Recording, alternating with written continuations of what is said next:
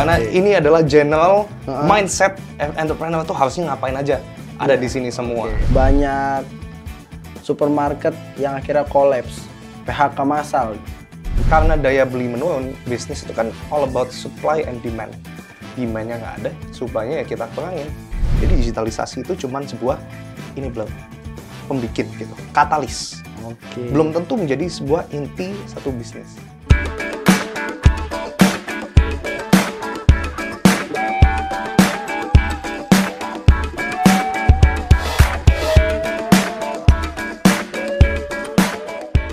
Selamat datang di podcast Think Like Dipo. Kita akan mengupas sukses berkelanjutan dalam bidang bisnis, marketing, dan branding. Oke, hari ini kita kedatangan Bro Stanley. Halo, Bro Dipo. Apa kabar?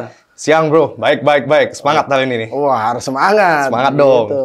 Dan Bro Stanley ini buat teman-teman Dipo nih, pengen tahu sebenarnya Bro Stanley ini background-nya apa untuk sampai terjun ke bisnis ini? Oke, gue dulu emang demen bisnis nih. Jadi gue pertama kali kerja itu, gue profesional, gue manajemen konsultan di Singapura dulu. Dan sekarang kesibukannya apa sampai akhirnya memutuskan untuk ke Indonesia? Nah, gue ceritanya tuh memang awalnya kan manajemen konsultan nih untuk bisnis. Gue balik ke Indonesia, gue jadi konsultannya untuk menteri-menteri Indonesia, presiden sama menteri-menteri Indonesia. At the same time, gue bikin platform edukasi bisnis, belajar, kembangin bisnis, dan juga gedein bisnis. Namanya Sevenpreneur nih, bro. Tapi buat teman-teman Dipo nih, mungkin banyak yang belum tahu. Sevenpreneur itu apa? Oke, namanya kan Sevenpreneur tuh, 7 kan? Jadi 7 ini kita ambil dari, kita bikin 7 steps, 7 langkah, dan 7 elemen untuk bikin entrepreneur di Indonesia tuh lebih holistik. Holistik tuh apa? Jadi entrepreneur di Indonesia tuh ngerti elemen-elemen apa aja yang ada di dalam entrepreneurship yang harus dilihat nih. Soalnya kadang entrepreneur di Indonesia itu, oh ya udah kalau gue jago marketing ya udah gue fokus di marketing aja. Finance ops-nya itu belakangan dipikirnya. Menurut Bro Stanley ini banyak entrepreneur di Indonesia yang belum tahu tentang kunci 7-nya ini ya. Benar. Nah, kunci 7 ini gue develop waktu gue jadi manajemen konsultan di Singapura. Oh, ternyata kunci kesuksesan bisnis itu gitu-gitu aja loh. Jadi ada 7 ini gitu. Nah, kita ada akademi, lulusannya ada sekitar 10.000 entrepreneurs di Indonesia. Salah satu alumni kita itu yang tahun lalu kebetulan jadi juara 1 Wismilak Diplomat Success Challenge. Wow, berarti memang sangat membantu para entrepreneur ya. Amin, hopefully. Oke, luar biasa ini Bro Stanley. Sevenpreneur ini kan ada 7 tadi ya. Yes. Nah, itu ilmu yang pertama kali didapatkan dari Bro Stanley itu di mana? Akhirnya, wah ini ada 7 ini nih. Oke. Mungkin gue jelasin 7 itu apa aja ya. Apa aja? Pertama itu ada Founders Foundation. Jadi bikin bisnis itu yang sesuai sama strength, sesuai sama passion dealnya masing-masing. Ya. Yang kedua adalah innovation. Kita ideation, kita pikirin, coba cari idenya, masalahnya apa. Yang ketiga, setelah tahu masalahnya, kita tes, riset dan validasi, solusi yang kita bikin itu sesuai apa enggak? Customer-nya ada apa enggak? Yang keempat, kita bikin produknya. Kita prototyping, kita coba tes ke customer kita. Yang kelima itu marketing. Gimana caranya attract customer baru untuk cobain bisnis kita. Yang keenam itu tentang operation. Gimana cara bikin bisnis kita itu lebih sustainable gitu. Bisa jangka panjang. Dan yang terakhir adalah finance sama growth. Gimana caranya kita fundraising. Gimana caranya kita bootstrapping, risk management. Nah, semua kita tuangin di dalam 7 step dan elemen itu. Benar, jadi banyak entrepreneurs baru yang belum bikin bisnis, itu lahir di dalam Sevenpreneur. Lahir melalui program kita. Kemudian kita udah masuk di sekitar 20 apapun universitas. bisnisnya bisa dengan teori itu? Apapun bisnisnya bisa. Karena ini adalah general mindset entrepreneur itu harusnya ngapain aja. Ada di sini semua. Oke. Bagi orang yang belum memulai pun bisa memulai dengan 7 elemen itu ya? Yes, jadi kita tailor memang blueprint ini untuk orang yang mau mulai bisnisnya dan mau kembangin bisnisnya. Oke. Kalau menurut Bro Stanley, melihat tren bisnis sekarang tuh seperti apa? Bisnis sekarang itu banyak yang driven pakai tech dan digitalisasi. Jadi kan banyak bisnis yang sekarang bikin, oh gue nggak punya pabrik tapi gue bisa jualan fashion. Gue bisa jualan makanan. Dan banyak bisnis sekarang yang itu pakai AI.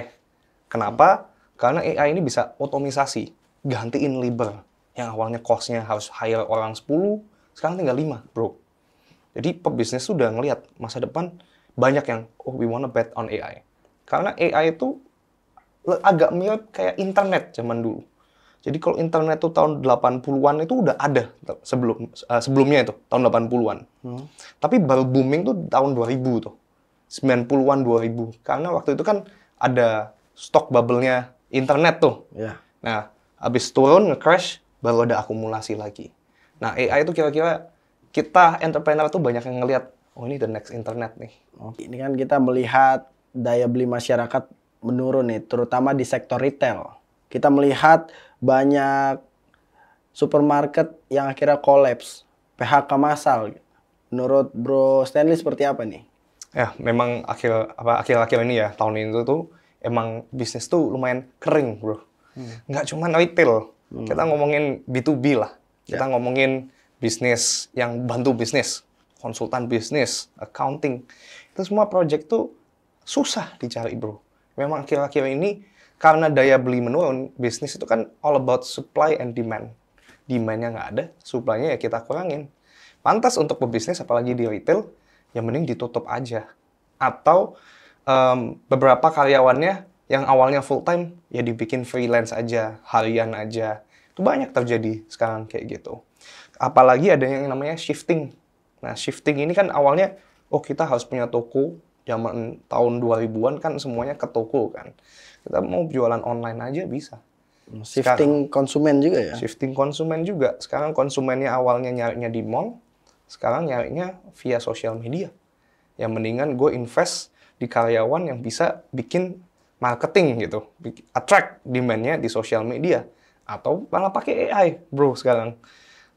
Gue sebagai content creator, teman-teman gue content creator, mereka udah pakai AI nih. Gue diem aja, gue tulis script-nya, masukin suara gue. Nih gue diem nih. Tiba-tiba nanti AI-nya sendiri yang gerakin bibir gue. Tetap ada peluang bisnis ya. Kita nggak boleh kalah dengan keadaan berarti ya. Benar. Makanya itu kita harus lihat, oh ternyata bisnis yang sekarang ini juga ngaruh ke masyarakat kelas menengah. Masyarakat kelas menengah, akhirnya mereka mau coba stop spending-nya dulu. Jadi pebisnis juga di tahun ini nggak langsung mau hajar bro, masukin lagi, bikin bisnis lagi. Banyak yang juga wait and see, karena customer aja juga wait and see. It's about supply and demand. Wah, menarik sekali pembahasan bersama Bro Stanley. Tapi bukan cuma gua yang pengen tahu tentang bisnis. Banyak juga teman-teman Dipo yang pengen tahu tentang bisnis. Terutama tentang daya beli masyarakat yang menurun ini. Ada 2 pertanyaan dari Instagram yang akhirnya kita ambil. Yang pertama, dari @dikadar. Yaitu menghadapi situasi ini, apa saja yang harus diutilize oleh bisnis? Coba, bisa dijawab dulu? Wah, asik nih pertanyaannya. Oke, thank you pertanyaannya @dikadar. Pertama-tama kita harus lihat dulu, environment, ekosistemnya apa dulu. Jadi kita lihat, oh ternyata bisnis sekarang itu menggunakan digital. Very digital native, very digital basis. Jadi mau nggak mau, kita harus ngikutin trennya itu. Jadi ini yang dari sisi eksternalnya nih. Kemudian kita coba reflect dulu lagi ke bisnis kita, gitu. Ataupun deal kita gitu, sebagai entrepreneur-nya. Dari sisi internalnya itu kita punya USP, unique selling proposition-nya apa? Apa yang bisa bedain gitu. Karena at the end of the day, bisnis mau apapun itu, kalau misalnya bisnis itu memang punya unique selling point-nya ya, pembedanya, marketnya pasti ada, bro.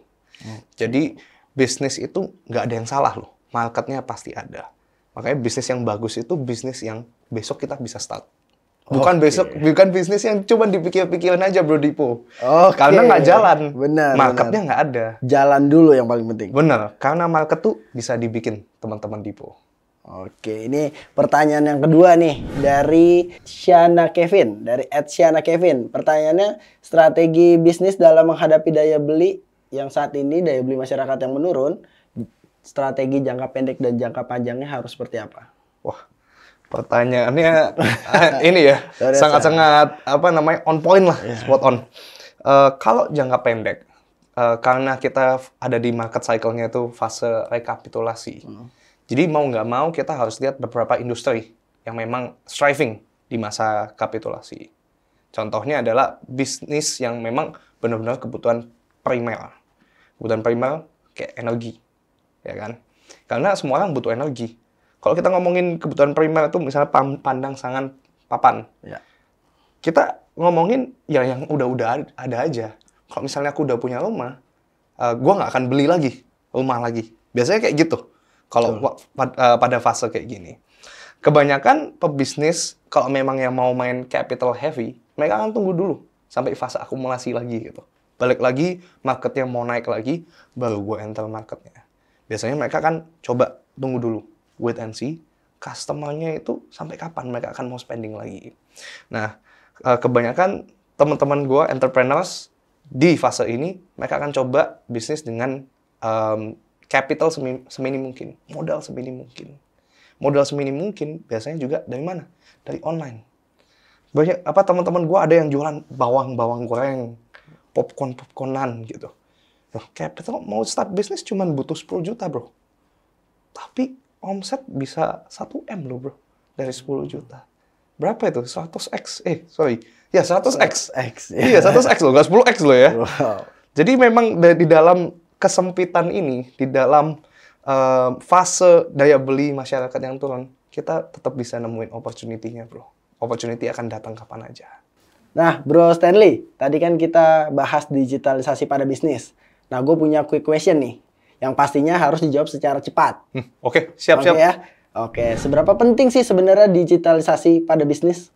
Digitalisasi itu penting. Jadi kadang orang mikir digitalisasi itu, ya udah, gue semuanya itu harus jadi website. Ya. Semuanya harus jadi app gitu. Nggak juga gitu. Kalau kita memang memanfaatkan salah satu pilarnya dalam digitalisasi, contohnya electronic commerce gitu kan, marketplace, itu udah dianggap digitalisasi.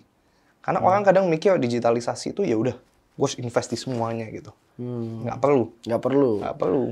Nah, yang kedua, perlu sepenuhnya beralih ke digital atau tidak? Kalau menurut gue nggak perlu ya, karena kalau misalnya nature bisnisnya memang physical goods, digitalisasi itu cuma enabler. Jadi digitalisasi itu adalah gimana caranya physical goods yang lo bikin itu bisa dikonsumsi dan diketahui lebih banyak orang gitu. Jadi digitalisasi itu cuma sebuah enabler, pembikin gitu, katalis. Oke. Belum tentu menjadi sebuah inti satu bisnis. Yang dijual belum tentu digitalnya, bro. Oke, next question. Bisnis tuh perlu utilize ke semua platform atau yang utama-utama aja? Kalau gua sih yang utama aja. Jadi kadang memang kita bikin ya, kita mau enable semuanya, nggak semuanya akan kepake. Kalau kita mau bikin, misalnya physical goods gitu kan, kita mau targeted ads. Kita mau bikin ads ya, kita harus bikin websitenya beda-beda nih. Ada website yang memang utama, ada website untuk landing page ads-nya. Udah gitu aja cukup. Belum tentu kan kita harus bikin aplikasinya. Ya kan? Oke. Belum tentu kita harus bikin, namanya e-commerce kita sendiri. Ya kan? Ya. Itu, kayak gitu, bro. Oke, last question. Menurut Bro Stanley, akan ada era baru setelah era digital ini nggak? Tanya menarik nih. Iya. Kalau kita ngomongin digitalisasi, itu kan Industrial 4.0. Di mana kan kita menjadi enabler. Yang awalnya physical menjadi cyber. Nanti akan ada Industrial 5.0. Apa sih Industrial 5.0 itu? Industrial 5.0 itu personification sama humanification. AI itu salah satu arahnya menuju situ. Internet itu sebelumnya sebelumnya physical, lu harus datang ke perpustakaan, lu cari bukunya. Sekarang semuanya bisa cyber. Lu ada iPad, Amazon Kindle, tinggal baca buku, ya kan? Nantinya humanification itu gantiin manusia. Jadi yang awalnya manusia yang cuma bisa mikir, yang bisa balas, sekarang semuanya komputer, robot, personification. Gimana caranya gantiin kita ini? Kalau jadi kita labor, gimana caranya perusahaan bisa punya otomisasi? Gitu. Oke. Nah, gimana caranya entrepreneur itu juga nggak digantiin sama robot? Nanti government kita digantiin robot juga nih, bro. Oke, benar. Untuk teman-teman Dipo jangan takut ya. Kita juga akan tetap bisa terus sustainable ya untuk para pebisnis ya. Yes, makanya kita harus ngikutin tren-tren yang ada sekarang. Jadi kita harus fluid sebagai entrepreneur, sebagai orang yang punya entrepreneurship mindset, kita harus siap tren barunya apa, kita adopsi, kita harus agile, teman-teman. Wah, makasih banget nih insight-nya banyak banget dari Bro Stanley. Untuk teman-teman Dipo, mungkin bisa diberikan pesan nih para pebisnis untuk sukses berkelanjutan seperti apa Bro Stanley? Oke, thank you Bro Dipo. Buat teman-teman Dipo, beberapa tips dari gua. Yang pertama, di era digitalisasi ini dan juga melihat daya beli masyarakat yang lagi turun, kita harus pintar-pintar cek opportunity yang ada. Digitalisasi itu salah satunya. Jadi gimana caranya kita bisa embed, kita bisa masukin enabler digital ini ke dalam platform bisnis kita. Yang kedua, jangan lupa untuk dream big. Jangan lupa untuk melihat ke depan, betting on the future.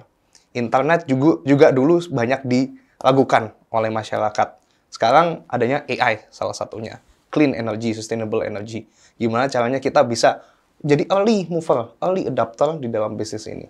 Dan yang ketiga, yang paling penting untuk teman-teman entrepreneur, harus check and balance. Lihat lagi segala sisi dan elemen dari bisnisnya. Jangan cuma fokus di marketing, jangan cuma fokus di finance, tapi kita harus tahu apapun yang terjadi dalam bisnis kita. Good luck, future entrepreneurs. Wah, terima kasih Bro Stanley sudah hadir di Think Like Dipo. Sama-sama Bro Dipo. Terima kasih insight yang banyak sekali, luar biasa. Untuk teman-teman Dipo, stay tune terus di Think Like Dipo karena akan banyak pembahasan-pembahasan yang menarik bersama expert-expert di bidangnya. Jangan lupa like, comment, share, dan subscribe. Think Like Dipo, sukses berkelanjutan.